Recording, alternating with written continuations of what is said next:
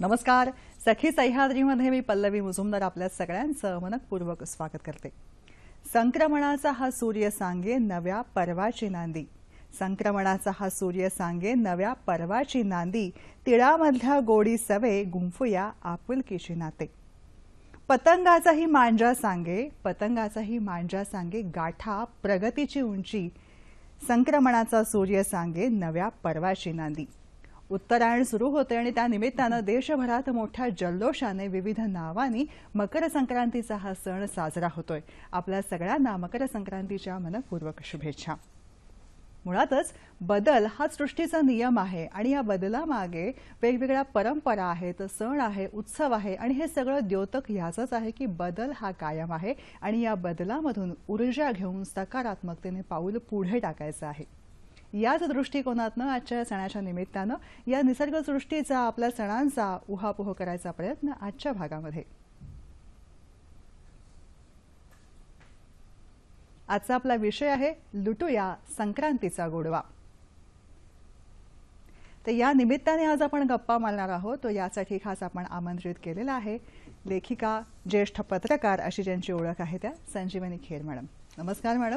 सखी सह्याद्रीमध्ये आपलं मनपूर्वक स्वागत करते आणि संक्रांतीच्या तुम्हाला मनपूर्वक शुभेच्छा. तुम्हालाही मनपूर्वक शुभेच्छा आणि सगळ्यांनाही जे आज संक्रांतीचा सण करतात आहेत किंवा नाही करत आहेत सगळ्यांनाच हा सण हे सगळं पर्व आनंदाचं जावं. वा. आपला सहभाग मोलाचा आहे. तुम्हाला दूरध्वनी क्रमांक हवे आहेत ते आहेत असे 24908050 24988050. मुंबई बाहेरचे प्रेक्षक आणि मोबाईलवरून संपर्क साधताना 022 हा एसटीडी कोड तुम्हाला माहिती आहेच. छोटीशी विनंती, नेहमीप्रमाणे प्रश्न विचारताना टीव्ही सेटचा आवाज थोडासा कमी ठेवा जेणेकरून आमचा आवाज तुमच्यापर्यंत व्यवस्थित पोहोचू शकेल. त्याचबरोबर विषयाच्या अनुषंगाने नेमके प्रश्न आम्हाला तुमच्याकडून अपेक्षित आहेत. आज 15 जानेवारी आहे आणि या निमित्तानं एक महत्त्वाची गोष्ट आपल्याकडे घडते ते म्हणजे 68वा इंडियन आर्मी डे म्हणजे भूदल दिवस हा साजरा होतोय. मुळात देशाच्या सीमेवरती अतिशय सज्जपणे आणि चोख बंदोबस्त ज्यांचा असतो त्यांना मानवंदना देण्याचा आणि अभिवादन करण्याचा आजचा हा दिवस. तेव्हा त्यांना अभिवादन करूया आणि त्यांच्यामुळे आपण आज आपले सण, उत्सव, रात्रीची झोप सगळं काही व्यवस्थित आणि सुरळीत पार पाडू शकतो. त्या निमित्ताने त्यांच्या प्रती आपली कृतज्ञता सुद्धा व्यक्त करूया. आजच्या आपल्या गप्पांना सुरुवात करूया. लुटूया संक्रांतीचा आनंद. संक्रांत असं जेव्हा म्हणतो ही सूर्याची पूजा आहे.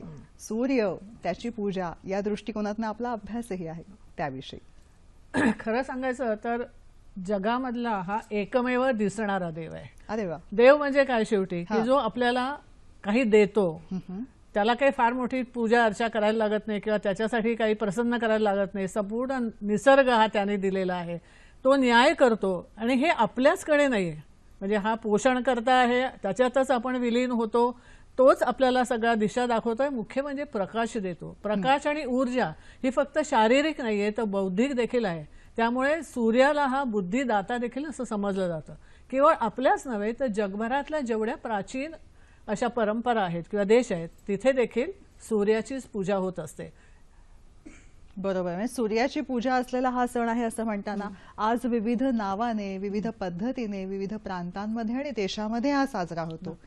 याविषयी सूर्याची जर आपण कल्पना केली तर खरं तर हा दिसणारा देव आहे. आपल्याला हा दिसत असताना आपल्याकडली मजा बघा. आपल्याचकडे नाही, सगळ्या प्राचीन माणसाची मजा ही खरं तर माणसाने निर्माण केलेला वेगळा देव आहे. समोर आज जो सूर्य दिसतोय आपल्याला तरी देखील आपल्या संस्कृतीमध्ये त्याला नुसतंच सूर्य म्हणून एक गोळा म्हणून पूजा केली आहे का? नाही. त्याला बायको आहे, त्याला मुलं आहेत, त्याला आईबाप आहेत, त्याचे रागलोभ आहेत, सगळं काही आहे आणि तो आपल्याला मानव जातीला हितकारक आहे. त्याची जी जुळी मुलं आहेत जी अश्विनी कुमार ते वैद्यकशास्त्राचे प्रमुख समजले जातात. त्याचा शनी जो आहे मुलगा तो आपल्याला सगळ्यांना भीती, तो त्रास देतो. कल्पना आहे त्या सगळ्या. मला हे सांगायचं की ह्या सगळ्या कथा ज्यावेळेला तुम्ही ऐकता, पुराण कथा असो, कुराण कथा असो किंवा ख्रिश्चन धर्मातल्या कथा असतो, मला स्वतःला असं वाटतं की ह्या सगळ्या कथांच्या मागे काहीतरी एक सत्य आहे. त्याला आपण मिथक कथा म्हणतो. मिथक म्हणजे खोटं. वास्तविक खोट्यामध्ये काय खरं असू शकतं. पण ह्या ज्या मिथक कथा आहेत कुठल्या आहेत या मिथक कथांच्या मागे तुम्हाला काहीतरी सांगण्याचा उद्देश आहे. ती कथा फक्त एक कोणी सरस्वती म्हटली की अशी पांढरे वस्त्र नेसलेली कोणीतरी स्त्री बसली आहे कुठेतरी, अशी आपली कल्पना आहे का? नाहीये. ती विद्ये देवतेची केलेली, आपण केलेली संकल्पना आहे. तसंच सूर्याबद्दलही आपल्याकडे आहे. जपानमधले तुम्हाला एक वेगळेपणा सांगतो की सगळ्या जगभर सूर्य हा पुरुष देव आहे. अच्छा जपान हा एकमेव देश आहे की तिथे सूर्य ही स्त्री आहे. अच्छा. तर स्त्री देवता आहे तिथे आणि तिच्या भोवती सगळ्या कथा आहेत.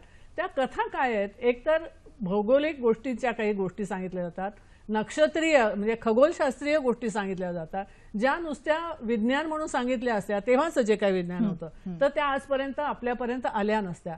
त्या कथांमधून सांगितल्यामुळे त्या आपल्यापर्यंत आल्या. आज आपल्या पुढे आव्हान असं आहे की ह्या ज्या मिथक कथा आहेत त्यांच्या मागे त्यांना काय सांगायचं आहे हे आपण समजून घेणं महत्वाचं आहे. आज जो आपण अनेक ठिकाणी आजचा दिवस जो आहे तो सूर्याचा वाढदिवस म्हणून साजरा केला जातो, तो त्याचा जन्मदिवस आहे म्हणून साजरा केला जातो. त्यामुळे अनेक ठिकाणी सूर्याचा जो काही उत्सव आहे हा अतिशय आनंदाचा आहे. दुसरं म्हणजे सगळ्या प्रांतात आपल्या देशामध्ये बघितलं तर सगळ्या प्रांतांमध्ये वेगवेगळ्या प्रकारे हा उत्सव साजरा केला जातो. आणि हा उत्सव विशेषतः बघितलं तर धार्मिक नसून म्हणजे धार्मिक काही गोष्टी आहेतच त्याच्यामध्ये, कथा आहेत, अमुक आहे तमुक आहे, पण त्याच्याही पेक्षा तो कौटुंबिक आहे, तो सांस्कृतिक आहे आणि सगळ्यांना बरोबर घेऊन काहीतरी साजरं करायचं. सर्वसमावेशक. कशाला साजरं करायचं? कारण त्याच्या आधी हा मुळातला शेतीप्रधान देश आपला किंवा इतर सर्वत्र मूलतः लोक शेतीप्रधानच होते. अगदी. तर ह्या सगळ्या जीवनामध्ये आलेली नवीन धान्य असतील, केलेले कष्ट असतील, त्यातल्या एक प्रकारचं संपूर्ण आपल्या हातात आलेलं आहे, निसर्गाने भरभरून दिलेलं आहे. तर ते मी एकटीनेच बसून खायचं की तुलाही द्यायचं आणि बाकीच्यांनाही द्यायचं. तर ह्या सणामध्ये फक्त कुटुंबाने एकत्र येऊन काही करणं याच्यापेक्षा कुठल्याही प्रांतातलं घ्या तुम्ही, प्रत्येक प्रांतामध्ये सगळ्यांना एकत्र येऊन काहीतरी करणं, एकमेकांना देणं, दान देणं, ह्या सगळ्या गोष्टींचा इतका सुंदर समावेश केलेला आहे की आपल्याला खरंच असं वाटतं की ह्या हजारो वर्षापासून आलेल्या ह्या ज्या परंपरा आहेत त्या परंपरामध्ये किती हळुवारपणा आहे, किती माणसांचा, कुटुंबाचा, समाजाचा विचार केलेला आहे की हे सगळं वैर विसरून आज तुम्ही एकत्र या, एकमेकांना काही द्या आणि स्नेहवर्धन करा. हाच एकमेव उद्देश ह्या विशेषतः या सणाचा तरी आहे. त्याच्यामध्ये काही फार मोठं धार्मिक काही गोष्टी आहेत अशातलाही प्रकार नाही, पण लोक तर्पण वगैरे करणं वगैरे अशा काही गोष्टी करतात आहेत. मी तोही एक भाग आहे, पण प्रत्येक ठिकाणचा हा वेगवेगळा आहे.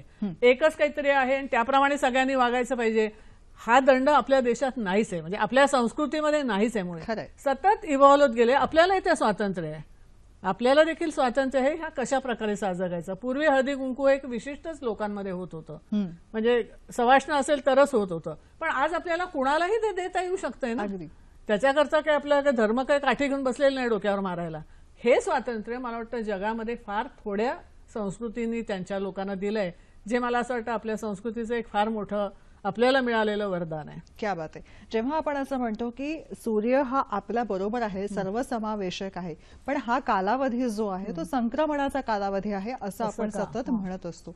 हे संक्रमण कशाचं, कुठे, कशा पद्धतीने होत असतं याविषयी हा आपल्याकडे सगळं संस्कृतीमध्ये म्हणा किंवा एकूण सगळ्या व्यवहारामध्ये हा जो संधी काळ असतो त्याला खूप महत्व असतं. संध्याकाळ, दिवसही नाही रात्र नाही, हा मधला जो तास आहे त्या एक हुरहुर आहे, बदल आहे आणि त्या बदलामध्ये मानवी मनाचेही काही चलबिचल आहे. त्यामुळे अनेक गोष्टी या संध्याकाळी असं केल्या जातात. तसंच हा जो सण आहे हा ऋतू बदलतोय आता. अर्थात मुंबईसारख्या ठिकाणी आपण कायमच उकाड्यामध्ये असतो, थंडी आली तर आपल्याला हवी असते, परंतु इतरत्र बघितलं महाराष्ट्रात म्हणा किंवा इतरत्र उत्तरेमध्ये बघा, दक्षिणेमध्ये कडाक्याची थंडी असते. त्यामुळे हा शिशिर ऋतू संपून आता वसंताचं आगमन होणार आहे याची चाहूल देणारा हा सण आहे. एक धान्य आलेलं आहे, त्या धान्यामध्ये आपण हे करतोय, मजा करतोय, खातोय, पितोय, इतरांना देतोय, याच्या तिळाचं खूप महत्व आहे. ह्या गोष्टींचं महत्व काय हेही आपण समजलं पाहिजे. हे त्या ऋतूमध्ये करायच्या गोष्टी आहेत. आज असं आहे ना की मला अमुक खायला हवंय, तो ऋतू आहे की नाही, वेळ आहे की नाही, आपल्याकडे होतंय की नाही, कशाचीच काही नाही. दुकानामध्ये बाजारात गेलात तिथे आफ्रिकेहून आलेल्या गोष्टी आहेत, अमेरिकेहून आलेल्या आहेत, कुठल्या आहेत, मला हवं ते मी घेतलं आणि खाल्लं. आपल्याकडे आपण असं सांगतो की ऋतुमानाप्रमाणे आहार असायला पाहिजे, कारण त्या आहारावर आपलं आरोग्य अवलंबून आहे. खरंय. याचा अर्थ असा नाही की बाहेरचं काही खाऊ नये किंवा वाढू नये, पण ह्याच्या मागे जो विचार आहे, तर तिळाचा जो विचार आहे किंवा इतर सगळ्या गोष्टींचा जो आजच्या विचार आहे, भाकरी आहे त्याला तीळ लावलेले आहे, त्या तिळाचं महत्व आहे, ह्या काय महत्व आहे, रिच्युअलिस्टिक किंवा त्याची रूढी म्हणून विचार करूच नका तुम्ही. ह्याच्या मागे वातावरणाच्या बरोबरीने शरीर देह काय म्हणतोय, देह बोली काय आहे याचा समावेश आज व्हायला आज हवा. सगळीकडे आता ह्या हवेमध्ये आता कितीतरी क्रीम्स आणि अमुक आणि टमुक निघाली आहेत, ती चांगली आहेत, म्हणजे ते असतील चांगली असतील किंवा नसतील तुम्हाला बघावं लागेल. खरंय. परंतु तिळामुळे त्याच्यातल्या ज्या काही व्यवहार आहे की तो तीळ भिजवून वाटवून त्याचं एक लेपन करायचं. येस, तुमची त्या जी- मुद्द्याकडे वळते, पण हां. कार्यक्रमामधला पहिला जरूर. फोन आलाय तो आपण जरूर. घेऊया आधी. जरूर. रवींद्र कुडाळकर आपल्याशी बोलतायत पुण्याहून. नमस्कार. नमस्कार मॅडम, मकर संक्रांतीच्या हार्दिक शुभेच्छा धन्यवाद. सगळ्या आपल्यालाही. आपल्या सर्व प्रेक्षकांना. माझा प्रश्न असा आहे ताई की मकर संक्रांतीच्या निमित्तानं असं जाणवतं म्हणजे की पूर्वीच्या काळी जी मजा होती किंवा गावातलं वातावरण, सर्व वाड्यांमध्ये राहणारे लोक एकत्र येतात, तिळगुळ देणं घेणं, त्यांच्या मधला जो प्रेमभाव जो आहे ना तो कृत्रिम वाटत नसे, तो असे ओरिजिनल वाटायचा. पण आता हल्ली काय झालंय, फ्लॅट संस्कृतीमध्ये कमी संवाद, एकमेकांकडे हसणं सुद्धा नाही, आणि मग मकर संक्रांतीच्या निमित्तानं व्हॉट्सअप फेसबुकला मेसेजेस द्यायचे. पण स्वतः भेटून अंतर्मनानं आनंदी होऊन एकमेकांना जर प्रेमभाव जर त्यांनी व्यक्त केला तर खऱ्या अर्थानं ती मकर संक्रांत साजरी होईल असं मला वाटतं. या उलट काय झालंय की संकुचित जीवनशैली आणि धावती जीवनशैली याचा प्रभावही प्रेम भावनेवर होतो आहे. तर मग मकर संक्रांत सकारात्मक होण्याच्या दृष्टीने काय केलं जावं असं आपणास वाटतं. धन्यवाद. धन्यवाद. धन्यवाद. मला असं वाटतं की ह्याची सुरुवात आपल्यापासूनच करायला पाहिजे. आपण सगळेजणच म्हणजे शहरी वातावरणात राहतो. पूर्वी आपल्याकडे अंगण ओसरी असायची, रांगोळ्या काढल्या जायच्या, दिवे लावले जायचे किंवा काय जो सण असेल त्याप्रमाणे. आज ती अवस्था नाही, पण त्याच्याकरता मी कुडणार कसं? फ्लॅट आल्यामुळे इतर अनेक चांगल्या गोष्टी मला मिळालेल्या आहेत. त्याचा मी विचार करून मी जर आजूबाजूच्या लोकांशी संबंध तोडले असतील काही कारणाने असेल, माझी जीवनशैली पळापळीची झाली असेल, मला गाडी गाठायची असेल, ऑफिसचं मस्तर गाठायचं असेल किंवा ज्या काही माझ्या कामाच्या दृष्टीने महत्वाच्या गोष्टी आहेत ज्या करायलाच पाहिजे, त्या जर मी गोष्टी कराव्या लागत असतील त्याच्याबद्दल मला असं वाटतं तक्रार करून काहीच होणार नाही. मला मान्य आहे की पूर्वीच्या आयुष्यामध्ये जास्त मोकळेपणा होता, शेजाऱ्यांशी जास्त चांगले संबंध होते, पण आजचे देखील संबंध तुम्हाला चांगले करायचे असतील तर ते आपल्याच हातात आहे, नाही का? म्हणजे त्यातला कृत्रिम भाग तुम्हाला वाटतोय का बोले, पण तुम्ही ज्या ऑफिसमध्ये काम करता तिथल्या लोकांशी ह्या निमित्ताने जाऊन बोलणं, शेजारी जे एरवी भेटत नाहीत त्यांना भेटणं, याच्यापेक्षा आपण दुसरं काय करू शकतो? या आपल्या आनंदात इतरांना सहभागी करून घेणं, मला वाटतं याच्यातूनच आपल्याला हा सण जास्त चांगला साजरा करता आज येईल. बदलत्या काळाबरोबर आपण असंही बघायला मिळतं की मुळात रेल्वेमध्ये आहे की धावत्या सकाळी सगळेजण 8 वाजता घराच्या बाहेर पडतात, रात्री 9-10 वाजता पोहोचतात, पण रेल्वेमध्ये, ऑफिसेसमध्ये किंवा वेगवेगळ्या बस स्टॉपचा ग्रुप असतो, या सगळ्यांकडे आपापल्या पद्धतीने आज आपण सुद्धा स्टुडिओमध्ये छान मकर संक्रांत साजरी केली, हेही या निमित्ताने प्रेक्षकांना सांगायला आवडेल. मुळात धावत्या जगामध्ये त्या काळाच्या बरोबरीने आपला सण, परंपरा, उत्सव हे सगळं पुढे घेऊन आपल्याला पुढे जायचं असतं. त्यामुळे बदल हा सणात सुद्धा वेगळ्या पद्धतीने आनंद आणि बदल हा अपरिहार्य आहे. पुढचा फोन घेते आणि पुन्हा आपल्या मुद्द्याकडे वळूया.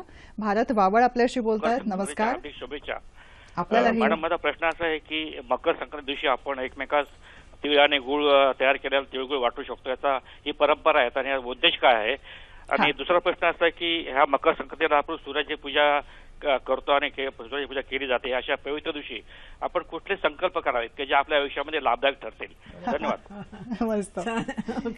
तिळामधल्या गोडी सवे, गुंफू आपुलकीची नाती. तीळ तर मला वाटतं ह्या संक्रमणामध्ये अतिशय आवश्यक गोष्ट आहे. म्हणजे फक्त आजच्याच दिवशी तीळ खावा अशातला काय भाग नाही. ह्या ऋतूमध्ये तिळाचे पदार्थ, आता भाकरी लावलेले तीळ लावलेली भाकरी असेल किंवा इतर पदार्थांमध्ये घातलेल्या तिळाचं कूट असेल किंवा गुळाची पोळी असेल, तर ह्या ज्या गोष्टी आहेत, गुळ हा उष्ण आहे आणि तीळ हा आपल्याला स्नेहवर्धन, म्हणजे आपल्याला शरीराला ऊर्जा देणार आहे आणि तेलही देणार आहे. तर तिळाचे अनेक उपयोग आहेत. तो एक आयुर्वेद शास्त्र किंवा त्या शास्त्राचा पौष्टिकतेचा वेगळा चार्ट मांडावा लागेल. परंतु आपल्याला हे लक्षात घ्यायला पाहिजे की ह्या सगळ्या गोष्टी ज्या आपल्याला सांगितलेल्या असतात किंवा आपल्याकडे परंपरेने चालत आलेल्या असतात, त्या ठिकाणी तयार होणाऱ्या गोष्टी, वस्तू यापासूनच तयार केलेल्या आहेत. आणि ह्या तिळगुळाचा महिमा एक लक्षात ठेवा तुम्ही की तिळगुळाचा लाडू चुरमुऱ्याचा लाडू एवढा मोठा नाही देत, त्याच्याही मागे काही शास्त्र आहे. तिळगुळाचा लाडू आपण छोटाच देतो. तुम्ही जास्त मोठा लाडू करून खाऊन बघा पोटाची काय अवस्था होते ते. धावावं लागेल सारखं, इतकं पोट खराब सगळ्या होईल गोष्टी त्याच्यामुळे. मर्यादित त्यामुळे असतात. त्याची जी मर्यादा, चुरमुऱ्याचा लाडू तुम्ही मोठा खाऊ शकता अगदी. कारण त्याच्यामध्ये तो हलका आहे खरंय. त्यामध्ये. त्यामुळे ह्याच्या मागे काही शास्त्र आहेत, फार त्याच्या मागे धावू नका, पण ते समजून तरी घ्या आणि त्याच्यामुळे आपल्याला आनंद नक्कीच होऊ शकेल, आपल्याला समाधान मिळेल. यात खरं सांगायचं तर तिळगुळ किंवा तीळ खाणं किंवा तिळाचे पदार्थ खाणं किंवा तिळाचं तेल वापरणं हे काय फक्त आजच्याच दिवशी करायचं आणि उद्यापासून वेगळं करायचंय अशातला भाग नाही. या संबंध ऋतूला त्याची आवश्यकता आहे, आपल्या शरीराला आवश्यकता आहे. ह्याच वेळेला गुळ तयार होत असतो, उसाचे तयार झालेले असते आणि तुम्ही बघाल कोल्हापूरच्याकडे भागात गेलात तर सगळीकडे असा एक गोड वास पसरलेला असतो कारण त्या सगळ्या भट्ट्या लागलेल्या असतात, गुळाचे गुऱ्हाळ चालू झालेले असतात. त्यामुळे ह्या ताज्या ताज्या गोष्टी आपण खाणं हे शरीराला एक आवश्यक आहे आणि त्या दृष्टीने आपण ह्या सगळ्यांकडे बघायला पाहिजे. नवीन वर्षाला संकल्प करतो तसे संक्रांतीच्या निमित्ताने आधुनिक करायचं? काळाला साजेसे संकल्प काय करता येऊ शकतील? संकल्प तर खूप करत असतो आपण आणि ते बहुतेक दुसऱ्या दिवशी विसरण्यासाठी असतात. तसं करू नये. आपण जर केला संकल्प एकच करावा पण तो नीट करावा असं मला वाटतं, कारण माझंही तसंच होतं, सगळ्यांचं होतं तसं. याच्या निमित्ताने मला वाटतं आजचा सण जे आपल्याला सांगतोय गोड बोला, तेवढं जरी आपण केलं ना तर कायम माणसं करवादत असतात, कशाची ना कशाची तक्रार करत असतात. एखादी गोष्ट आपल्याला पटली नाही तर ती व्यवस्थित सांगायची. याचा अर्थ असा नाही की दुसरं जे काही बोलेल त्याला हो ला हो करा, अजिबातच नाही. गोड बोला, ठामपणे बोला आणि स्वतःला पटेल तेच बोला. एवढी एक गोष्ट जरी आपण करू शकलो ना तर मला असं वाटतं आपलं आयुष्य खूप वेगळ्या प्रकारे आपण जगू शकू. संकल्पांचं काय, आपल्याला जे योग्य वाटतं ते करायलाच पाहिजे. पण मला वाटतं ह्याच्यात हा संकल्प गोड बोलण्याचा कायम ठेवू शकतो, खोटं नव्हे. मराठीमध्ये एक गंमत आहे बरं का, आपल्याकडे नेहमी लहानपणी सांगितलं गोडबोल्या माणसांपासून सावध राहा. त्यामुळे आम्ही भयंकरच रोखठोक उगाच लोकांना दुखवत असतो. काही जरूर नसतं, आम्ही स्पष्ट वक्ते आहोत असं सांगून सगळ्यांना आम्ही दुखवतो. माझं असं म्हणणं नाही, स्पष्ट वक्ते असायलाच पाहिजे, पण गोडबोल्या लोकांपासून सावधान हे आम्ही आमच्या डोक्यात इतकं भरवून घेतलेलं आहे की खरोखरच आम्ही गोड बोलणं, टाळ्या वाजवणं, मराठी माणूस फार अनिच्छेने टाळ्या वाजवतो, दुसऱ्यातला चांगलेपणा आम्ही कबूल करायला खूप वेळ लावतो. तर मला असं वाटतं की गोडबोलेपणाला घाबरायचं काही कारण नाही. गोडबोल्याच्या मागे काही हेतू आहेत का एवढंच आपण बघावं. अन्यथा मला वाटतं या सणामधून जे संदेश आहे तो संदेश आपण आपुलासा करायला काहीच हरकत नाही आहे. खरं, याच्यामध्ये कुठे खोटेपणा असता कामा नये. टाळ्या वाजवणं, कौतुक करणं, समोरच्या कामाचं अप्रिसिएशन करणं, त्यांना क्रेडिट देणं, यासाठी सुद्धा मनाचा खुलेपणा, दिलदारपणा अंगीकारायला हरकत नाही. पुढचा फोन आहे. नमस्कार, वीस महाजन बोलतायत तामिळनाडूहून. बोला मॅडम. हा मकर संक्रांतीचा सण आहे, ते एक संक्रमण आहे, एका अवस्थेतून दुसऱ्या अवस्थेत जाण्याचा जो मार्ग आहे. तर आपल्या भारतीय संस्कृतीमध्ये काय संक्रमण व्हायला लागले, पाश्चात्य वारेकडे आल्यामुळे आपल्या नैतिक मूल्यांचा ऱ्हास होऊन जी जॉईंट फॅमिली कन्सेप्ट हा हिंदू संस्कृतीमधली जी कनेक्टिव्हिटी, एक दुसऱ्याचं कन्सर्न करायची, काळजी घ्यायची, ती जाऊन आज वृद्धाश्रम यावं लागलेत आणि वेगळ्याच दिशेने आपली संस्कृती संक्रमित व्हायला लागलेली आहे. तर हे संक्रमण जाऊन आपल्याला परत पूर्वीच्या संक्रमणाकडे रिवाइव करावं लागेल असं मला वाटतं. तुम्हाला याबद्दल काय वाटतं, आपलं मत काय? धन्यवाद. मला संक्रमण हा संकल्पना प्रत्येकाला आपापल्या पद्धतीने विचार करायला भाग पडते. ही या शब्दाची आणि सणाची अशा दोन्हीची किमया आहे असं म्हणता येईल असं वाटतंय आणि प्रत्येकाने आपापल्या पद्धतीने याचा अर्थ लावला. तुम्हाला काय वाटतं मॅडम? नाही, बरोबर आहे, ते म्हणतात ते बरोबर आहे अगदी, की पूर्वी एकत्र कुटुंब होती किंवा सगळे एकमेकांना सहाय्य मदत करत असत, एकमेकांच्या चांगल्या वाईट ह्या सगळ्या गोष्टी आवाक्यामध्ये असायचे. पण आजच्या काळामध्ये खरंच तुम्हाला असं वाटतं हे शक्य आहे का? जिथे शेती व्यवसाय आहे, जिथे सगळ्यांच्या कष्टाची एकाच व्यवसायाकरता जरूर आहे, तिथे माणसं एकत्र असताना आपण बघतो. पण कामाच्या निमित्ताने वेगवेगळ्या ठिकाणी गेलेले, वेगवेगळ्या संस्कृतींमध्ये मिसळलेली माणसं खरोखरच आपली अशी म्हणून जी संस्कृती जपायचा प्रयत्न करतो आपण, तो कितपत शक्य आहे आजच्या माणसाला? कबूल आहे की ती गोष्ट चांगली होती, पण वेगळं झाल्यानंतर किंवा स्वतंत्रपणे राहायला लागल्यानंतर, वेगळं होणं याला वाईट अर्थ आहे, पण स्वतंत्र राहायला लागल्यानंतर देखील आज अनेक ग्रुप्स आहेत जे एकमेकांना मदत करतात. मित्रमैत्रिणींचे आहेत, वयस्कांचे आहेत. म्हणजे माणूस त्या अर्थाने बदललेला नाही. माझी माणसं अशी जी रक्ताच्या नात्याच्या माणसांचीच जी संकल्पना होती ती बदलून आज खूप मोठ्या प्रमाणात आम्ही इथं एकमेकांना मदत करू पाहतो आहोत. मला असं वाटतं ह्या संक्रमणामध्ये हे संक्रमण देखील आपण मान्य करायला पाहिजे. वृद्धाश्रम वाईटच आहेत असं म्हणण्यापेक्षा वृद्धाश्रमामध्ये काय सोयी आहेत, त्यांना काय त्यांच्या गरजा आहेत ह्या बघून जर तुम्ही त्यांना मदत केलीत, आपणही कधीतरी, म्हणजे मी तर आहेच, पण बऱ्याचशा जणांचं त्या वयाच्या टप्प्यावरती गेल्यानंतर काय प्रकारे आपण त्याच्याकडे सकारात्मक बघायला पाहिजे. हे बघितलं तर मग जुन्या सगळ्या गोष्टी छान होत्या याची खंत आम्ही करणार नाही, कारण आपल्याला उद्याला आणि आजला सामोरं जायचंय. खरंय, आपले कुटुंबीय लांब असलं तरी आपण प्रवास करताना असलेला बसचा ड्रायव्हर, कंडक्टर किंवा रेल्वेमधले मोटरमन किंवा टॅक्सी ड्रायव्हर, रिक्षा चालक हे पण आपले नवीन समाविष्ट झालेले कुटुंबीय आहेत, म्हणून त्यांना प्रत्येक सणामध्ये सहभागी करायला हरकत नाही, नाही का? रजनी पडवणकर यांचा फोन आहे बंगलोरहून. नमस्कार. नमस्कार. बोला रजनीताई. नमस्कार, मी रजनी पडवणकर बँगलोरहून बोलते. तुम्हाला दोघींनाही मकर संक्रांतीच्या शुभेच्छा. तिळगुळ आणि गोड बोला. माझा प्रश्न असा आहे, संक्रांतीला काळे वस्त्र परिधान करतात, ह्याच्या पाठीमागे शास्त्रीय कारण काय आहे? धन्यवाद. धन्यवाद.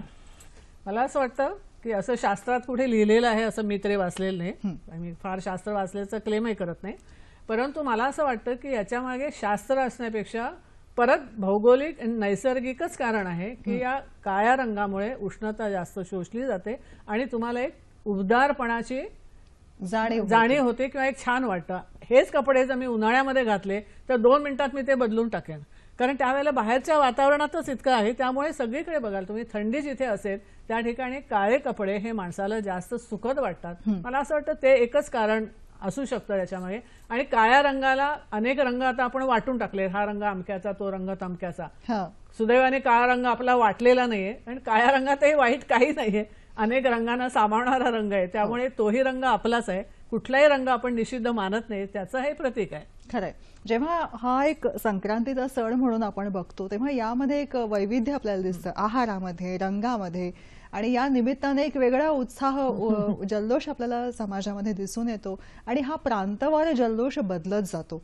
जेव्हा प्रांतवार सणाचं साजरीकरण आहे त्याविषयी त्या तुमचा अभ्यास पण आहे, मला त्याविषयी आणखीन जाणून घ्यायला आवडेल. खरं आहे तुम्ही म्हणता ते, की प्रांतवार याची पद्धत वेगळी आहे, पण एक गोष्ट सगळ्यांमध्ये समान आहे, ती म्हणजे खाणे पिणे आणि मजा करणे. या सणामध्ये खाणे पिणे मजा करणे. भोगी अनेक ठिकाणी, आपल्याकडे भोगीचा दिवस असतो, संक्रांत असते, किंक्रांत असते. बहुतेक ठिकाणी आता पंजाबी लोक जर साजरं करत असतील, लोहडी म्हणतात त्यांना, तर ते आपल्यासारखे नुसते तिळगुळ द्या गोड बोला असं नाही बोलणार. ते संध्याकाळी सगळे एकत्र येतील, सगळे एकत्र मिळून खिचडी करतील, नंतर काय त्यांचे जे काही गोड पदार्थ असतील ते सगळे करतील. नंतर ह्या ऋतूमध्ये आलेले जे काही भाज्या आहेत, हरभरा आहे, ज्वार आहे, त्यांच्याकडे जे आले असते, मका आहे विशेषतः, मक्याच्या लाह्या, ह्या सगळ्या आधी अग्नीला, आणि अग्नी, कारण आता अजूनही आपल्या इथे एवढा म्हणजे शेकोटी पेटवायची आपल्याकडे मुंबईत वेळ येत नाही, बाहेरगावी अजूनही येते. शेकोटी पेटवलेली आहे, होळीच्या अगोदरची, होळीमध्ये जवळजवळ थंडी संपलेली आहे, इथे अजूनही थंडी आहे आणि चांगल्यापैकी थंडी आहे. ते पेटवून त्याच्या भोवती मिळून सगळे नाच करतात, पहिली गोष्ट म्हणजे. त्यामुळे तिथे लोहडी कथा, एक आणखी मजेदार लोहडीचे गाणं मी ऐकलं होतं. त्या गाण्यामध्ये दुल्ला सिंग किंवा दुल्ला राजा असं काहीतरी एक नाव सतत येत होतं. तर मी त्यांना विचारलं की काय आहे, मला वाटलं दुल्हा शब्द आहे म्हणून. तो दुल्लाच होता. तर त्याच्या मागे कथा अशी होती की एका छोट्याशा गावामध्ये मधल्या एका ब्राह्मणाची अतिशय सुंदर अशी मुलगी गुंडाने पळवून नेली होती. आणि तो ब्राह्मण बिचारा काहीच करू शकत नव्हता, त्याला काही ते जमत नव्हतं. तर तिथे दुल्ला नावाचा, दुल्ला सिंग किंवा दुल्ला, काय माझं नाव आठवत नाही, दुल्ला सिंगने तो गेला तिथे आणि त्यांच्याशी लढून त्या मुलीला सोडवून आणलं. आणि नुसतं सोडवून आणलं नाही, तो स्वतः तिथे उभा राहिला, म्हणजे त्याच्या त्या गोष्टी करता, आणि त्या ब्राह्मणाला सांगितलं की ह्या मुलीचं लग्न लावून दे. आणि दुसरा चांगला ब्राह्मण मुलगा यांनी सजेस्ट केला. आणि हा मुख्य म्हणजे हा दुल्ला हा मुसलमान होता. आणि ह्या दुल्ल्याची गाणी पंजाबमध्ये लोहडीच्या सणाला सगळेजण गातात, बायका मुलं सगळे त्या सणाच्या आनंदामध्ये सहभागी होतात. मला असं वाटतं की ह्या अनेक सांस्कृतिक गोष्टी इतक्या सहजपणे आपल्या संस्कृतीत विणल्या गेलेल्या आहेत की खरोखरच हे एक असं एक महावस्त्र तयार झालंय की ज्यातला हा धागा फक्त माझा आहे, हा धागा माझा नाहीये असं तुम्हाला म्हणताच येत नाही. जसं आसाममध्ये अहोम राजांचं राज्य होतं. अहोम हे ब्रह्मदेशच्या भागातून आलेले आहेत. तिथे इतक्या वेगळ्या प्रकारे ते केले. ते भोगी, भोगी या शब्दाचा भोग शब्द हिंदीमध्ये किंवा इतरत्र, मराठीमध्ये भोगणं वेगळ्या अर्थाने वाटतो, दुःख भोगतो किंवा आनंद उपभोगतो. तशाच तिथे भोग या शब्दाचा अर्थ प्रसाद असा पण आहे. तर तो हा जो प्रसाद आहे, भोगीच्या दिवशीचा जो प्रसाद आहे किंवा आदल्या दिवशी केलेली खीर आहे, हे दुसऱ्या दिवशी खायची सगळ्यांनी मिळून. ह्या सगळ्यात महत्वाचं असं आहे, एकटं घरामध्ये बसून माझं मी किंवा माझी मुलं बाळ आणि नवरा एवढ्यातच नाहीये हे. आणि माझे नातेवाईक असं त्याच्यात अजिबात नाही. सगळ्यांना ते वाटायचंय.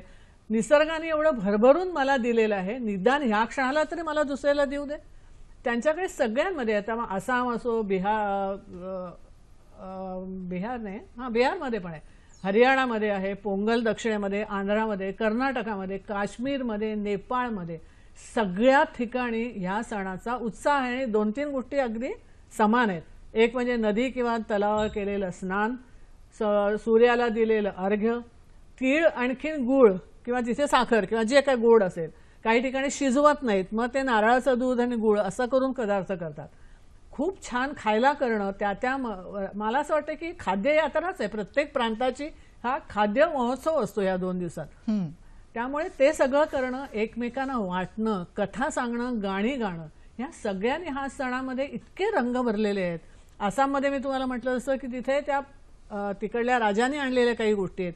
त्यांनी जे काही पदार्थ तिथे इंट्रोड्यूस केले ते पदार्थ केले जातात. अच्छा. झुंजी होतात तिथे प्राण्यांच्या, कोंबड्यांच्या, म्हणजे एकूण मनोरंजन करणं हा देखील त्याचा एक मोठा भाग असतो. आणखीन एक गोष्ट सगळीकडे साधारण दिसते की सगळीकडे घर स्वच्छ करणं, अंगण स्वच्छ करणं, काही ठिकाणी तर अंगणातच करणं. मला असं वाटतं हा बायकांच्या दृष्टीने किती आनंदाचा आणि किती मोकळेपणाचा सण असू शकतो. ज्या काळामध्ये बायकांचं विश्व हे स्वयंपाकघर आणि फार फार तर अंगणापर्यंत आलेलं होतं, त्या काळामध्ये सगळ्या बायकांनी एकत्र येणं, बाहेर जाणं, बाहेर सगळा निसर्गाचा आनंद घेणं, मला असं वाटतं संस्कृतीने खूप दिलंय आपल्याला. आपण खूप तुकडे करतो त्याचे आणि खूप भेसळ करतो. भेसळ हा आपल्या संस्कृतीचा भाग आहे. ह्या महावस्त्रामध्ये अनेक गोष्टी आलेल्या आहेत, परंतु ती जे मिश्रण आहे ते कशा प्रकारे करून आपल्या संस्कृतीचं सौंदर्य वाढवायचं हे तुमच्या आमच्या हातामध्ये आहे. त्यामुळे चांगली बाजू समोर यायला हवी आणि चांगल्या बाजूला पुढे घेऊन आपण अधिक संस्कृती वृद्धिंगत कशी होईल याकडे लक्ष द्यायला हवं, हे सांगणारा हा सण. धनश्री यांचा फोन आहे पुढचा दादरहून. नमस्कार, बोला. हॅलो, माझं नाव धनश्री विलणकर आहे. मी एक विद्यार्थिनी आहे. मला असा प्रश्न विचारायचा होता की आपण सुगड म्हणून जे काही पुजलं जातं मकर संक्रांतीच्या काळात, ते का पुजलं जातं आणि त्यात ते पदार्थ का वापरतात? धन्यवाद. काय सांगाल? हे सुगड जे आहे ते सुघट आहे, मातीचं छोटंसं भांड. मला असं वाटतं सगळ्या ह्याच्यामध्ये आपला निसर्गाशी, जमिनीशी, सगळ्याशी संबंध आपला कसा टिकवून ठेवलेला आहे या परंपराने, हे आपण लक्षात ठेवलं पाहिजे. त्यामुळे एक फ्रेझर नावाचा एक फार मोठा मानववंशशास्त्रज्ञ आणि ह्या सगळ्या मेथॉलॉजीचा अभ्यास करणारा माणूस असं म्हणाला होता की समाज कितीही बदलला तरी ह्या सगळ्या परंपरांमधल्या काही गोष्टी ह्या राहतातच. तर त्यातल्या ह्या काही गोष्टी अतिशय महत्वाच्या राहिलेल्या आहेत आणि अशाच आपण विचारपूर्वक केल्या तरच होऊ शकतो. त्यामुळे ह्या मातीच्या घटाची पूजा करणं, अनेक ठिकाणी हा कलश जो आहे तो आपल्याकडे गर्भाशयाचं प्रतीक आहे, गर्भाचं प्रतीक आहे, क्रिएशनचं प्रतीक आहे, सृजनाचं प्रतीक आहे. त्या मातीच्या घटाचं देखील महत्व आहे, कारण शेवटी सगळं मातीतच जाणार आहे. आपल्याकडे मंदिरांची आणि परंपरा किंवा अशा प्रकारच्या दगडाच्या देवांची कल्पना खूप नंतरची आली. अगोदरची यज्ञ संस्कृती होती, त्याच्यानंतरची देखील जी होती ते आपल्याकडे अजून त्यातले काही भाग आहेत की गणपतीची मूर्ती करतो मातीची, ती पूजतो आणि परत त्याचं विसर्जन करतो. ह्या सगळ्या गोष्टी ह्या विनाशच होणार आहे, कारण विनाश झाल्याशिवाय पुढचं निर्मिती होणार नाही. ही कल्पना आमच्या मनामध्ये पक्की ठसलेली पाहिजे. त्यात वाईट काहीही नाही, कारण शिव हा आमचा देव आहे जो स्मशानातच राहतो. एकीकडे शिव आहे, दुसरीकडे विष्णू आहे. काय सांगतात आम्हाला या सगळ्या संकल्पना? गृहस्थ माणसाला किंवा जिवंत राहण्याकरता ऐश्वर्य पाहिजे, सगळं पाहिजे आणि त्याचबरोबर वैराग्यही पाहिजे. नुसत्या वैराग्याने संसार होणार नाही किंवा नुसत्या समृद्धीनेही माणूस समृद्ध होणार नाही, कारण त्या समृद्धीबरोबर त्या समृद्धी आपल्याला ग्रासू शकते, आपल्याला पकडीत येऊ शकते, दुसरा काहीच विचार करणार नाही. त्यामुळे ही 2 दैवत आहेत. तुम्ही मगाशी प्रकाशाची किंवा म्हणालात, एक अशी कल्पना आहे की ह्या दिवशी महिषासूर मर्दिनी पहिल्यांदा पृथ्वीवरती पाऊल ठेवलं आणि अनेक ठिकाणी ह्या देवीची पूजा ही संध्याकाळच्या सुमाराला केली जाते. ती दिवसा आली नाही, कारण तिच्या तेजाने सगळे दिपून गेले असते आणि त्रास झाला असता, म्हणून ती संध्याकाळी आली आणि तिची पूजा फक्त स्त्रिया करतात. का स्त्रिया करतात? कारण स्त्रियांना ती बल देते. कसलं बल देते? शारीरिक तर देतेच, परंतु मानसिक बल देते, ज्याच्यामुळे ती आपल्या जवळच्या सगळ्या लोकांना आधार देऊ शकेल. मला असं वाटतं ह्या सगळ्या संकल्पना आपण वाचायला पाहिजेत, समजून घ्यायचा प्रयत्न केला पाहिजे. त्यातल्या कर्मकांडामध्ये अडकून आमचा सगळा दिवस त्याच्यातच घालवता येणार नाही, घालवू नये मला असं वाटतं. कारण या संकल्पना खूप अभ्यासाची पण जरूर नाही. थोडा विचार केला तरी समजू शकते अरे असंही असू शकेल, हे असं आहे. त्यामुळे देवीच्या पूजनामध्ये ह्या फार महत्वाच्या गोष्टी. देवी आमची दुबळी नाहीच आहे मुळे कुठली. विद्ये देवता आहे, या सगळ्या दिवशी समृद्ध करणाऱ्या देवता आहेत आणि विनाश करणाऱ्याही आहेत. या सगळ्या देवतांचं सामर्थ्य स्त्रीमध्ये असायला पाहिजे. रूढी परंपरांनी तिला मागे ढकललं, पण कायम नाहीच राहत ना, कुठलीच गोष्ट कायम राहत नाही, त्यात ही कायम राहणार नाहीये. त्यामुळे मला असं वाटतं की ह्या सगळ्या गोष्टींचा अभ्यास आपण करायला पाहिजे. आणि मला वाटतं मागाशी त्यांनी जे विचारलं त्या प्रश्नाचं उत्तर त्यांना याच्यात मिळालं असेल. खरंय. आपण जेव्हा म्हणत होतो तेव्हा एक गोष्ट ते तुमचे शुभ दिवस आहे, संक्रांत, भोगी, संक्रांत, किंक्रांत, रथसप्तमी असा हा संपूर्ण सोहळा आहे. त्याचं वर्गीकरण तुमच्याकडून नेमकं आहे ते जाणून एक फोन घेते पटकन. नमस्कार, बोला. मी डॉक्टर प्राजक्ता मुळे मुलुंडहून बोलते. बोला डॉक्टर. तुम्ही आज दोघी खूप सुंदर दिसताय. धन्यवाद. जगात सर्वात भारत हा सांस्कृतिक दृष्ट्या A1 नंबर असं मी म्हणतो. तिसरी गोष्ट, माझे प्रश्न 2 आहेत. एक प्रश्न असा विचारायचा आहे की आपण पंचांगात बघतो किंवा गुरुजींना विचारतो की यावेळेस संक्रांत कुठल्या अॅनिमलवर येते आणि कुठलं वस्त्र घालायचं नाही, हे असं का?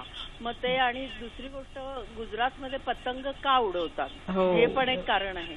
आणि तिसरी गोष्ट, मला असं वाटतं इतर सण सुद्धा आपण गोड गोड करतो, खातो, तेव्हा का नाही म्हणत गोड गोड बोला म्हणून? कटुता जी असते, मला असं वाटतं कटुता ती रिलेशन मध्ये असते, फ्रेंड्स मध्ये असते, पण त्या ज्यांच्या हातून चूक झाली त्यांनी फर्जू हे करून हे करावं मला असं वाटतं. कारण बऱ्याच वेळा सगळे इगॉस्टिक असतात. त्यामुळे अशा वेळेस आपण ज्यांनी खरंच गिल्टी वाटतंय की आपली चूक झाली बरं का, आपण हे सांभाळून घ्यायला हवंय. असं जर असेल तर प्रत्येक सण हा संक्रांतीसारखा सुंदर होईल असं मला वाटतं. थँक्यू. धन्यवाद. तुमच्या माध्यमातून हा संदेश सगळ्यांपर्यंत पोहोचलेला आहे. पण त्यांनी जो शास्त्रीय आधार विचारलेला आहे की पंचांगाप्रमाणे वस्त्र किंवा एखादा प्राणी हा जो नेमलेला असतो दरवर्षी तिथीप्रमाणे, यामागची काही कारणमीमांसा आपल्याला सांगायला आवडेल का? मला असं वाटतं याच्यामध्ये एक खूप मोठं भौगोलिक सत्य लपलेलं असावं. मी काय त्याच्यामधले तज्ज्ञ नाहीये म्हणून सांगते. प्रत्येक वर्षीच्या पंचांगामध्ये संक्रांत अमक्या गोष्टीवरती येणार आहे, नंतर संक्रांतीचं रूप असं असं असणार आहे. ते कसं आहे तुम्हाला सांगते मी, कधीच अमक्या वाहनावर बसून येणार आहे आणि तिचं किती प्रचंड रूप असणार आहे की 60 योजना तिचा चेहरा असणार आहे, नाक तिचं एक 50 योजना असणार आहे. हे अशा प्रकारची मानवीय किंवा अतिमानवीय व्यक्ती किंवा अस्तित्व काही असेल हे असं म्हणजे मला वाटतं पंचांगकारांना अपेक्षित नसावं. हे अशा प्रकारची आहे. त्यामुळे ती कुठल्या कुठल्या गोष्टींवर येणार आहे. आपल्या मराठी अॅनिमेटेड रूप असावं ते पंचांगामध्ये असू शकेल ना. आणि आपल्याकडे असंही सांगत जातं की मराठीत देखील आहे, कोणावर संक्रांत आली आता, तुझ्यावर संक्रांत आली, तेव्हा वाईट अर्थाने आपण हा शब्द वापरतो की कोणावर तरी संकट आलं. मला असं वाटतं की ह्याच्यामध्ये जी वर्णन आहेत त्या देवीची, त्यात परत देवीच आहे ती. जशी लक्ष्मी आणि अलक्ष्मी दोघी देवीच आहेत, तसे ही संक्रांती ही देवी आहे. आणि ह्या देवीचं वर्णन अशा प्रकारे केले, ती असुरांशी लढते, अमुक तमुक, ह्या सगळ्या कथा आहेतच. पण ह्याच्या सगळ्याची वर्णनं वाचल्यानंतर मला असं वाटतं की तिचं तोंड कुठे हे असते, ती कुठल्या दिशेने चालली तेही असते. मला असं वाटतं की याच्यात कदाचित प्रचंड वादळं, प्रचंड वारे किंवा प्रचंड काहीतरी गोष्टी भौगोलिक दृष्ट्या होणार आहेत याचं सूचन असे असू शकतं. आणि कुठल्या गोष्टींवर संक्रांत, म्हणजे आता त्यांनी त्यावेळेला सांगितलं, आता त्यावेळेला ते पेट्रोल नव्हतं पण पेट्रोलवरती आता येणार आहे, तर हे आपण समजू शकतो की काहीतरी मध्ये कुठेतरी होणार मिडल ईस्टमध्ये आणि आपल्याकडे वाढणार. तर कदाचित ह्या सगळ्या हवामानाचा अंदाज असून की ह्या गोष्टींवरती संकट येण्याची शक्यता आहे असा कदाचित तो छुपा अर्थ असू शकेल. ज्योतिषशास्त्राचा भागही असू शकेल, कारण तो पंचांगाचा भाग आहे म्हणून. आणि त्यामुळे तशा प्रकारे ते केलं जात असेल. आपण आता वैयक्तिक म्हणजे प्रत्येक गोष्टीचं जर विश्लेषण करायचं ठरवलं तर करता येऊ शकेल, पण सर्वसाधारणपणे अमक्यावरती संकट येणारे हे भौगोलिक दृष्टीने त्यांना कदाचित त्याच्यावरून सांगता येत असेल. हवामान तज्ञांचा अंदाज जसा असतो बरोबरही असतो आणि चुकीचाही होऊ शकतो, तशातला हा अंदाज असू शकतो. पण मला असं वाटतं की ते तसंच असावं, कारण अशा प्रकारची काही भयानक वस्तू असेल आणि त्यामुळे बरेच लोक वाईटही समजतात त्या गोष्टीला. पण जी वाईट आहे गोष्ट ती चांगलीही कशी करायची हे आपल्या, आता तुम्ही मगाशी भोगी आणि संक्रांत आणि किंक्रांत विचारला. खोळामला तो घेऊया का मॅडम? आधी लांबचा फोन आहे तो घेऊ आणि पुन्हा या मुद्द्यांकडे वळूया. जळगावहून सचिन बोलतायत. नमस्कार. हॅलो, बोला सचिन. हा मॅडम, मला असं विचारायचं आहे की आजकाल मकर हॅलो बोला ना, सलग प्रश्न विचारा. हा मकर संक्रांतीच्या याच्यामध्ये बऱ्याच ठिकाणी पतंग वगैरे उडवले जातात, त्यामुळे बरेच अपघात सुद्धा होतात. अगदी. तर या अपघात टाळण्यासाठी पर्यायी उपाय तुम्ही काय सुचवाल? धन्यवाद. मग असंही डॉक्टर प्राजक्ता हो, ते यांचाही पतंग मुद्दा का होता की उडवतात? पतंग का उडवतात, प्रांतवार प्रथा जी आहे त्याविषयी, आणि त्यामुळे होणारे अपघात हा अतिशय काळजीचा आणि समस्येचा मुद्दा आहे. विशेषतः म्हणजे व्यक्तींनाही होतो आणि पक्षांनाही. पक्षांना जास्त होतो. खरंय. मला मान्य आहे, मी ह्या दोन्ही गोष्टी बरोबर आहेत. पतंग हा जो शब्द आहे तो सूर्याचं एक नावही आहे. त्या अच्छा. पतंग हे सूर्याचं नाव आहे. बर. आणि ज्यावेळेला आपण पतंग उडवतो, बरं, पतंग ह्या दिवसातच का उडवतात? ऑब्व्हियसली की पावसाळ्यात नाही उडवू शकणार आपण. यावेळेला हवामान असं आहे की अतिशय छान वारा आहे आणि त्याच्यामध्ये तुम्हाला हा खेळ खेळता येण्यासारखा आहे. हा जो निरुपद्रवी खेळ आहे, फक्त आनंद देणारा खेळ आहे, तो खेळ आहे. पण तो कोणाच्या प्राणाशी गाठ पडणार असेल तर तो नक्कीच आपण विचार करायला पाहिजे. आता अहमदाबादमध्ये, सुरतमध्ये तुम्ही जर बघाल तर तिथे 700 प्रकारचे वेगवेगळ्या एका वेळेला पतंग उडत असतात. आंतरराष्ट्रीय पतंग मेळा तिथे होतो. जगभरातून लोक तिथे येतात. तो एक मोठा इव्हेंट तिथे झालेला आहे. ते तापी नदीच्या किनाऱ्यावरती लोक उडवत असतात. पण ह्या आपल्याकडेच नाहीये. ह्या उडवू नये असं मी म्हणत नाही, कारण आम्ही इथे एवढूशी गच्ची त्याच्यामध्ये सगळे मिळून आपण करतो. आकाश पण आमचं लहान झालेलं आहे. अशा सगळ्या ह्याच्यामध्ये, आणि विशेषतः काचेचा थर, म्हणजे त्या काचेचा संबंध लावून जो मांजा तयार करतात तो, किंवा नायलॉनचा जो आहे तो, मला असं वाटतं अगदी स्पष्ट आहे की तो तुम्ही वापरता कामा नये. बाजारात उपलब्ध आहे असं म्हणायचं नका घेऊ ना तुम्ही. तुम्हाला काही कोणी बळजबरी केली की तोच कागद घ्यायला, साध्या मांजाने करा. त्याने देखील तुम्हाला पतंग उडवता येत असेल चांगला तर येत तो तुम्हाला तोही उडवता येईल.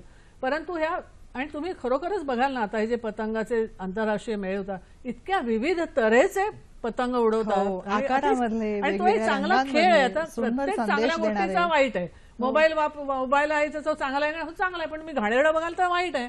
आता हे करण्यावरती पण आहे ना, मी कसा वापर करणार आहे, कुणी कसा वापर करणार, हेच तू काय विचारतो? नाही, त्याच अनुषंगाने असं होतं की पतंगामुळे होणारे अपघात आणि मोबाईलचं तुम्ही उदाहरण दिलं, सेल्फीमुळे होणारे अपघात, हे दोन्ही आज आधुनिक काळामध्ये हे पूर्वापार चालत आलेली प्रथा आणि आधुनिक तंत्रज्ञान, या दोन्हीचे अपघात हे सारखेच आहेत. बेजबाबदार आपण आहोत. बरोबर. म्हणजे ह्या परंपरेला दोष द्यायचा द्या तुम्ही, ते परंपरा काही बिचारी येत नाही तुम्हाला विचारायला. पण हा प्रश्न असा आहे की तुम्ही कशा प्रकारे तो वापरतात. या गोष्टी जर चुकीच्या वापरल्या तर हा पतंग एक आता छान खेळ आहे जो तुम्हाला या दिवसामध्ये छान वारा असल्यामुळे खेळता येतो. आणि हा आपल्याकडेच नाही, मजा म्हणून सांगते की ज्या ज्या ठिकाणी भारतीय संस्कृतीचे ठसे उमटलेले आहेत, पाकिस्तान असेल, अफगाणिस्तान असेल आणि पर्शिया असेल, इथे ज्यावेळेला त्यांच्या देशामध्ये त्यांचे धर्म मार्तंड ज्यावेळेला त्रास देत नाहीत ह्याच सीझनमध्ये, कारण हा सगळ्यात चांगला आहे त्याही भागाकरता. कारण हा संबंध उपखंड बघितला आणि आजूबाजूचा प्रदेश बघितला तर निरभ्र आकाश आहे, छान मोकळं आकाश आहे, थंडी आहे पण ती थोडी कमी व्हायला लागली आहे. अशा वेळेला लोकांना मोकळ्यामध्ये येऊन करण्याचा, तर तिथे देखील हे लोक पाकिस्तानमध्ये तर खूप मोठ्या प्रमाणावरती लोक, कारण पंजाब मधला जो भाग आहे तो पंजाबी संस्कृती एकच आहे त्यांची, त्यामुळे त्यांना ते आवडतं की सगळे आले नाचतात आहेत, खेळतात आहेत. पण धार्मिक गोष्टींचं दडपण आणलं की त्या सगळ्या सांस्कृतिक गोष्टी मागे पडतात. पण त्या लोकांमध्ये देखील ही पद्धत आहे. अफगाणिस्तानमध्ये खूप मोठ्या प्रमाणावरती पतंगबाजी, त्यांचे खेळ, त्याच्या स्पर्धा, या सगळ्या गोष्टी तिथे होतात. पण अनेक गोष्टी आहेत त्याच्यामध्ये न होऊ द्यायला. त्यामुळे मला वाटतं हा चांगला खेळ आहे, तो तुम्हाला स्वच्छ निरागसपणे खेळता आला कोणाच्या जीवाशी तर मला वाटतं काहीच हरकत नाही. म्हणजे ह्याच्यामधून एक मुद्दा खूप छान आला मॅडम तुमच्याकडून, तो म्हणजे वेगवेगळ्या धर्मांमध्ये सुद्धा हा सण तितक्याच उत्साहाने साजरा होतो. भले नाव वेगळं असेल, प्रथा वेगळी असेल, पण उत्साह कायम आहे. पुढचा फोन आहे मंजू यांचा पुण्याहून. नमस्कार. हॅलो, बोला मंजू. हा, प्रश्न असा आहे, आधी तर तुम्हाला हार्दिक शुभेच्छा संक्रांतीच्या दोघींना आणि पूर्ण प्रेक्षकांना सुद्धा ऐकणारे. असं आहे की आपण बाळांची लूट करतो आणि त्या निमित्ताने आता या सीझनला येणारे पेरू, बोरं, आवळा वगैरे ह्या सगळ्या आपण मुलांना लुटतो. पण आजकाल त्याची पद्धती बदलली आहे. गोळ्या, बिस्किट, रिटर्न गिफ्ट देणं, म्हणजे आजकाल पूर्ण आपल्या सणांमधला मूळ जो गाभा आहे तोच हरवला की काय असं वाटतं आहे. त्याबद्दल त्यांचं काय मत आहे ते ऐकायला आवडेल. धन्यवाद. बोर नाण्याचं बदलतं स्वरूप. खरं तर इतका छान सण आहे. तुम्हाला कोणाला आठवत असेल किंवा अजूनही कोणाकडे करत असेल, ती छोटी छोटी मुलं सगळी एका वयाची जमली आहे, ज्याचा पहिलाच प्रत्येक सणाला जन्माला आलेल्या मुलगा किंवा मुलगी त्या प्रत्येक सणामध्ये त्या मुलाला किंवा त्या जीवाला वेगवेगळ्या सणांच्या वेळेला, जसं होळीच्या वेळेला वसंत उत्सव असतो विशेषतः मध्य प्रदेशमध्ये, त्यावेळेला तसे त्याला छान कसे ऑरेंज रंगाचे कपडे घालणं, त्याला बागेमध्ये घेऊन जाणं, अरे ह्या गोष्टींमध्ये किती रोमांस आहे बघा ना जरा त्याच्याकडे. ह्या मुलांच्या डोक्यावरून ह्या सगळ्या अशा हळूवारपणे ओतायच्या, आणि ओतायच्या म्हणजे बस किंवा प्लेटमध्ये त्यांना नाही द्यायचं. चुरमुऱ्यांपासून बोरं म्हटली, याचे उसाचे कर्वे असतील, आता आलेलं जे काही आहे छान धान्य किंवा ज्या काही वस्तू त्या हरभरे किती, आता तुम्ही बघा ना, तुम्ही यादी केली तर तुमच्या लक्षात येईल अरे किती या ऋतूमध्ये आले आहेत गोष्टी. ह्या गोष्टींची देखील आम्ही आठवण विसरत चाललेलो, अट्टहासाने नाही, सहज होण्यासारख्या गोष्टी. तर ह्या सगळ्या त्याच्या डोक्यावरून ओतायच्या, सगळ्या आजूबाजूला मुलांनी त्या वेचून खायच्या. एरवी तुम्ही घाण आहे म्हणून करू देणार नाही, पण एरवी मडबात वगैरे घेता ना तुम्ही, म्हणजे ह्या गोष्टी तुम्ही लक्षातच घेत नाही की किती स्वाभाविक आनंद आहे त्या मुलांना ते वेचून खाण्यामध्ये. शिवाय त्या दागिन्यांचे हलव्याचे दागिने घातलेले त्या मुलाने. आम्हाला अगदी खूप श्रीमंत हिऱ्याचे आणि मोत्याचे दागिने जरी करता आले नाही तरी आमची हौस या छोट्याशा पण कलात्मक, आणि ती कला बायकांच्या हातातली, की खसखशीवरती देखील अतिशय सुंदर हलवा तयार केला जातो. बदामाचे काप करून वेगवेगळ्या आकाराचे केले, नाना तऱ्हेचे दागिने करून आपल्याला स्वतःला सजवणं, आपल्या घरी आलेल्या नववधूला समजून, ह्याच्यामध्ये मला असं वाटतं की खूप सुंदर अशा कल्पना आहेत. त्या निमित्ताने तुम्ही मगाशी म्हणत तसं महिला वर्ग कामाला लागतो वेगळ्या पद्धतीने. ते दागिने तयार करायचे, घडवायचे, मुकुट, कंबरपट्टा, आणि किती हौस तुमची भागते याच्यामध्ये. बरोबर चूक, याच्यात बरोबर चूकचा काही प्रश्नच नाही. अगदी अगदी. दक्षिणेमध्ये अनेक ठिकाणी ह्या वेळेला मुलं आणि मुली भावला भावलींची लग्न लावतात. बर, म्हणजे हाच म्हणजे संक्रांतीच्या सुमाराला हे सगळं असतं. आणि मुलं आणि मुली त्यावेळेला ज्या बाहुल्या घेतात, प्रत्येक घरामध्ये वेगवेगळ्या प्रकारच्या बाहुल्यांचं जवळ प्रदर्शन मांडलेलं असतं. मुलं मुली सगळं, म्हणजे ज्याने लहानपणी बाहुलाबाहुलीची लग्न खेळली असेल त्यांना आठवत असेल, म्हणजे इकडले व्याही होतात, तिकडले व्याही होतात, मग मुलगी जाते तेव्हा जिची बाहुली असते, जी बाहुल्याकडे जाणार आहे ती रडते, मग ते सगळं समजूत घालतात. हा सगळा जो एक निरागसपणा आहे बालपणातला, तो जपायचा मला वाटतं ह्याच्यात प्रयत्न आहे. पण दक्षिणेमध्ये आणखीन एक होतं की त्या दिवशी मुलगा किंवा मुलगी असो, तिचं विद्यारंभ सुरू होतो. म्हणजे मंदिरामध्ये घेऊन झालं तर तांदळाचं पीठ पसरलेलं असतं, त्याच्यावरती श्री गणेश आहे किंवा त्यांचं जर कुलदैवत असेल किंवा इष्टदेवता असेल त्याचं नाव त्या तांदळाच्या पिठावर लिहायचं. वडिलांनी मांडीवर मुलाला किंवा मुलीला घ्यायचं आणि त्याला त्याच्यावरती लिहायला सांगायचं. दुधाची खीर करायची, त्या दुधावरती देखील अक्षरं काढायची. आता दुधावरची अक्षरं राहणार नाहीत हे तर समजतं ना, पण त्याच्यातली मजा बघ ना तू किती येते. ह्या सगळ्या गोष्टींनी मला असं वाटतं की आपला समृद्ध आहे. पण मला एकच सांगायचं आहे की जेव्हा आम्ही आपल्या समृद्ध संस्कृतीचा आनंद मानतो त्यावेळेला आपली संस्कृती जगातली एकमेव समृद्ध संस्कृती आहे असं कृपा करून समजू नका. इतर प्राचीन संस्कृतींचा अभ्यास केला, तुम्ही वाचलं तर लक्षात येईल की अनेक ठिकाणी अशा सुंदर सुंदर संकल्पना माणसांनी विकसित केलेल्या आहेत आणि त्याचा कदाचित त्यांच्या आजच्या जीवनात शैलीमध्ये त्या शिल्लक राहिल्या नसतील. आपली संस्कृती ज्या ज्या ठिकाणी गेली, आता आग्नेय आशियामध्ये जिथे बौद्ध आणि हिंदू संस्कृती गेली, संस्कृती म्हणजे संस्कृतीच म्हणते, धर्मही गेला पण संस्कृती गेले, तिथे अनेक ठिकाणी संक्रमणाच्या काळामध्ये उत्सव करण्याची पद्धत तिथे पोहोचली आहे.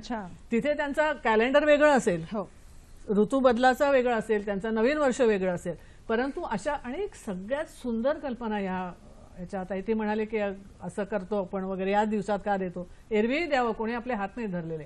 पण या काळामध्ये लक्षात ठेवा शेतीप्रधान देशातला हे आहे, त्यामुळे देणं महत्वाचं आहे. तर दान करणं या अतिशय महत्वाचा या सणाचा भाग आहे की तुम्ही दान करा. त्यावेळी सांगायचं की अमुक करा, गाय द्या, घोडा द्या, अमुक करा, ब्राह्मणाला द्या.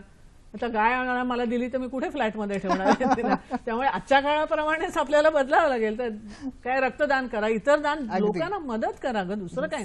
तुमचं घर भरलेलं आहे, लोकांना द्या की. जेव्हा आपण असं म्हणतो की इथे वेगवेगळे सणाच्या निमित्ताने वेगवेगळे खेळ खेळले जातात, पतंगाच्या माध्यमातून एक संकल्पना अशीही मनामध्ये तुम्ही म्हणाल तसं विचार करता करता आली की कदाचित आपल्या महत्वाकांक्षांना गवसणी घालण्याच्या दृष्टिकोनातनं पुढे जाण्याचा मार्ग जो सुचवतो आहे ते सांगणारा हा पतंग असेल की तुमची इच्छा आकांक्षा ही उच्च असू दे आणि तिला गवसणी घालण्याचे प्रयत्न हे व्हायलाच पाहिजे. स्पर्धा आहेच, पण स्पर्धा आहेच, त्यामध्ये मात करायची आणि अव्वल घ्यायचंय. पण यामध्ये आज स्पर्धांमध्ये अपघात होतो ते मात्र आपण सांगायला हवं की ते टाळायला हवेत आणि निकोप स्पर्धा हवी जेणेकरून आपली आणि त्याचबरोबर आपल्या समाजाची प्रगती हे लक्ष असायला हवं. आता सूर्याच्या पूजनाचे हे जे वेगवेगळे, सूर्य हा युनिव्हर्सल आहे, जागतिक आहे असं आपण म्हणतो, त्याची पूजा ही भारतीय या पद्धतीने करतात. पण जगभरात ही सूर्यपूजनाची प्रथा असं आहे का? जगभरामध्ये ज्या संस्कृती अजून जिवंत आहेत त्याच्यामध्ये तर आहेच, पण इजिप्तची संस्कृती तेव्हाची जी होती ती आता नाही आहे, परंतु तिथे देखील सूर्यपूजाच होती. चीनमध्ये होती, पर्शियन म्हणजे मध्य अरबस्तान वगैरे जिथे आता आहे तिथे देखील सूर्य होता. पण तुम्हाला एक गंमत सांगते या सूर्याची. आता सूर्य एक लाल गोळा दिसतोय समोर, तरी तो संसारी आहे बरं. त्याला 2 बायका आहेत. त्यातली खरं तर ह्या सगळ्या देवांच्या ज्या बायका आहेत ना त्या त्यांची शक्ती आहेत, शक्ती रूपिणी आहेत. त्यांची शस्त्र देखील अनेक वेळेला मनुष्य रूपात दाखवली जातात. आणि एक गंमत बघशील की या सगळ्या देवांच्या बरोबर कुठले ना कुठले ते प्राणी निगडित आहेत. ह्या सगळ्या निसर्गातून आलेल्या कुठे प्राणी निगडित आहेत, वृक्ष निगडित आहेत. त्यामुळे वृक्ष आता हा आपल्याला समोर जो दिसतोय हा सिंक्रेटिक सूर्य, सम्मिलित असा हा सम्मिलित सूर्य, कारण याच्या हातामध्ये हात आपल्याला दिसतात. याच्या हातामध्ये एका बाजूला बघितलं तर कमळ दिसते, त्याच्या मागच्या बाजूला ब्रह्माचं श्रुक म्हणतात ज्याला, ती ब्रह्माची पळी असते ती आहे. त्याच्या मागे शंकराचं त्रिशूळ दिसते. आता हे दाखवण्यामध्ये काय उद्देश आहे, हातही तेवढेच त्यांनी दाखवले. याचा अर्थ असा आहे की तुमचा देव देखील याच्यातच आहे, पण त्याचा प्रथम जो देव आहे तो सूर्य आहे आणि हे बाकी सगळे त्याचे आविष्कार आहेत. असं सूर्यपूजकांनी आपल्या देवतेचं महत्व वाढवलं. परंतु ह्या सगळ्या देवतांमध्ये भांडण नाहीये, हे सगळे एकच आहेत हे सांगणारे ती मूर्ती होती. आता याच्यामध्ये देखील वरती ब्रह्मा आहे एका बाजूला आणि दुसऱ्या बाजूला शिव आहे किंवा विष्णू आहे. ह्याच्यामध्ये ह्या दोघांच्या पेक्षा हा मोठा आहे असं दाखवायचा प्रयत्न आहे. आणि ह्याचा एक महत्वाचा वेगळेपण आहे, ते जर आपण चित्र वरपर्यंत गेलं तर दिसू शकेल की या सूर्याच्या पायामध्ये बूट आहेत.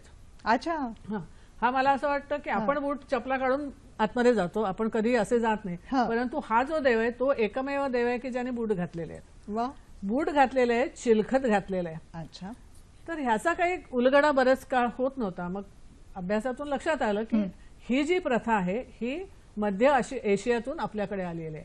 म्हणजे पर्शियन देवतांमध्ये सूर्यपूजा होती. त्यांचा जो देव होता साहजिक थंड प्रदेशातला देव होता, त्यामुळे साहजिक त्याच्या अंगावरती म्हणजे त्याच्या पायामध्ये बूट होते.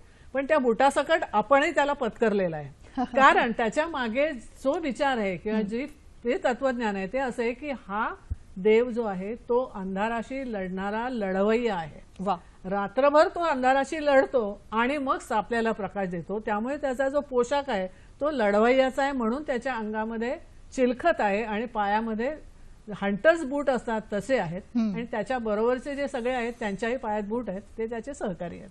म्हणजे हा वेगळ्या पद्धतीचा देव आहे, पण तो पूजनीय आहे, वंदनीय आहे आणि तो जागतिक आहे.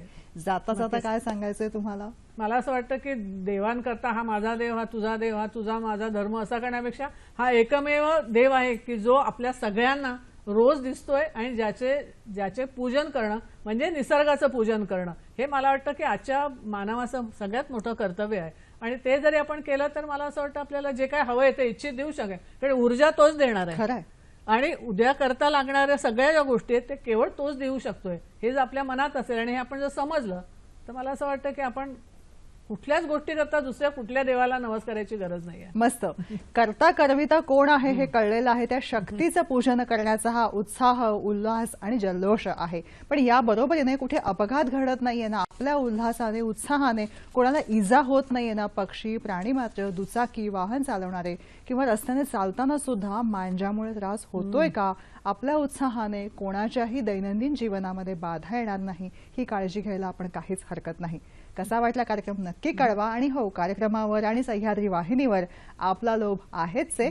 या कार्यक्रमाच्या निमित्ताने, आजच्या दिवसाच्या निमित्ताने नक्की सांगेन, लोभ आहेच ते वृद्धिंगत होवो हीच सदिच्छा. धन्यवाद. धन्यवाद मॅडम. नमस्कार. धन्यवाद.